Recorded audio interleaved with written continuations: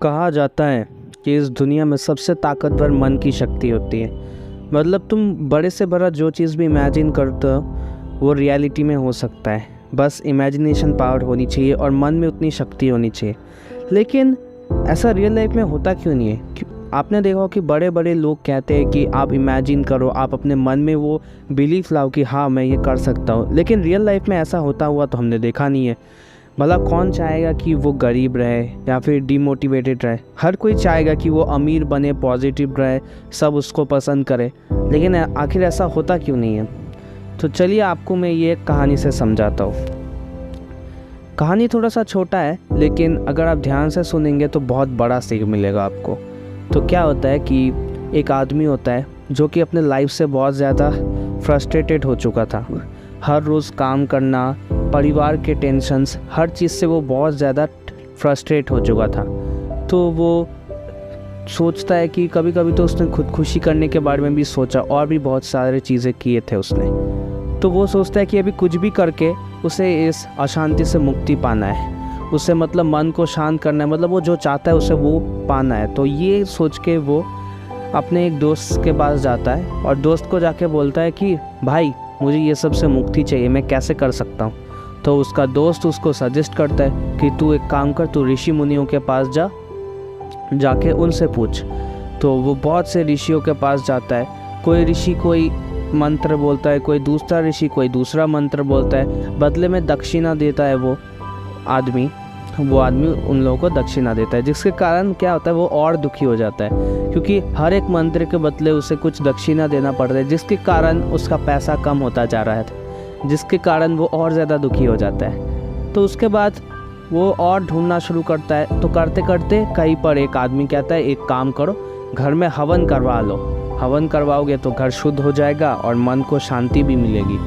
तो वो क्या करता है कि वो एक आदमी को लेके आता है, मतलब एक पंडित जी को, और घर में हवन करवाता है। लेकिन उसके बाद भी शांति नहीं मिलती, और क्योंकि इतना पैसा दिया था अभी उसे पैसे भी कमाने थे, तो वो और ज़्यादा दुखी हो जाता है और यहाँ वहाँ ढूंढने लगता है कि वो कैसे अपने मन को शांत कर सकता है। तो ऐसे ही घूमते घूमते उसे एक ऋषि मुनि जी के बारे में पता चलता है, जो कि मतलब किसी भी हल के लिए पैसे या फिर मतलब क्या कहते हैं दक्षिणा नहीं लेते थे, वो सब काम फ्री में करते थे। तो उसे लगा हाँ भाई ये तो काम फ्री में कर रहा है, हो सकता है ये जेन्युइन हो। तो वो कह के ऋषि जी के पास जाता है। तो ऋषि मुनि ध्यान कर रहे थे आँख बंद करके।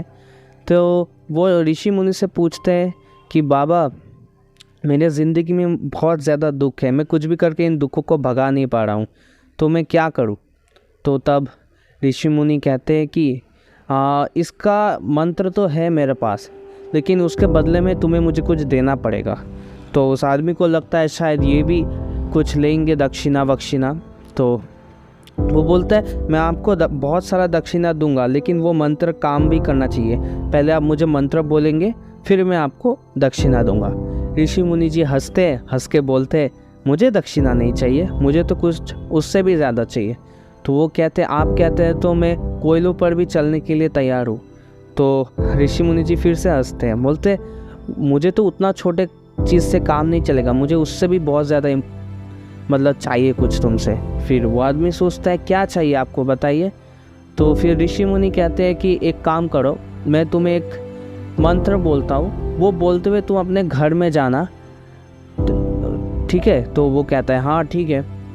तो ऋषि मुनि जी कहते हैं मंत्र ये है कि तुम्हें अपने मन में कहना है कि मैं सुखी हूँ, मैं सुखी हूँ, ऐसे करके मन में कहना है, मुंह पे नहीं आना चाहिए।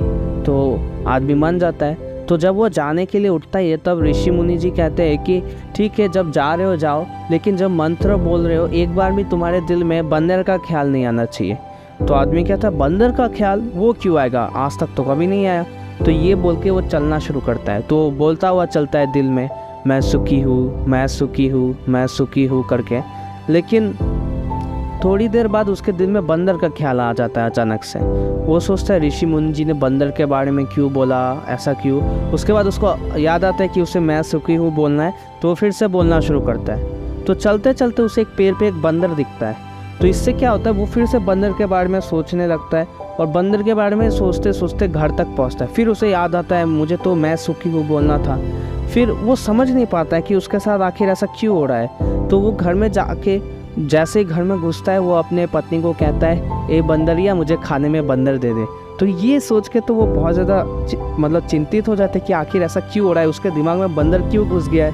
वो अपना सिर भी नोचने लगता है और रात को फिर वो जब सोता है तब भी उसके दिमाग में बस बंदर ही आ रहा था। उसके बाद वो बिस्तरों पे करवटें लेते हुए कल के दिन का इंतज़ार करता था ताकि वो ऋषि मुनि से मिल सके। फिर अगले सुबह वो ऋषि मुनि के पास मिलने के लिए जाता है।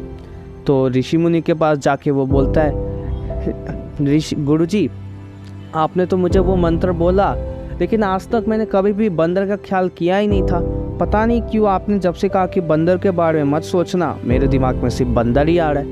तब ऋषि जी हंस के कहते हैं कि ऐसा इसलिए हो रहा है क्योंकि तुमने अपने दिमाग को ऐसा कर लिया है कि मतलब जो चीज़ मतलब हमारा दिमाग कुछ ऐसे टाइप का है कि अगर तुम इसे जो चीज़ करने के लिए मना करोगे ये वही चीज़ पे ज़्यादा फोकस करेगा। वैसे ही जैसे कि मतलब मैं सुखी हूँ बोलने के लिए कहा भले ही गया था, भले ही हम बाहरी सुखी हूँ बोलते रहे, लेकिन अंदर से जो हम दुख है वो ये दिखाता रहेगा। और तुम जिस चीज़ को जितना निकालने की कोशिश करोगे वो उतना ही बढ़ता रहेगा। मतलब तुम जिसको जितना फोकस दोगे, जैसे कि बहुत लोग अभी सोचते कि मैं सिगरेट छोड़ दूंगा, ये कर दूंगा, इसलिए वो बहुत अतरंगी तरीके ये सब आजमाते हैं, जिसके कारण उसको एक स्पेशल अटेंशन मिल जाता है। तो इससे उस आदमी को वो कहते हैं कि, तो वो आदमी पूछता है कि तो फिर इससे बचे कैसे। तो फिर ऋषि मुनि जी कहते हैं इससे बचने का एक उपाय है कि तुम अपने परेशानियों के बारे में सोचना कम कर दो।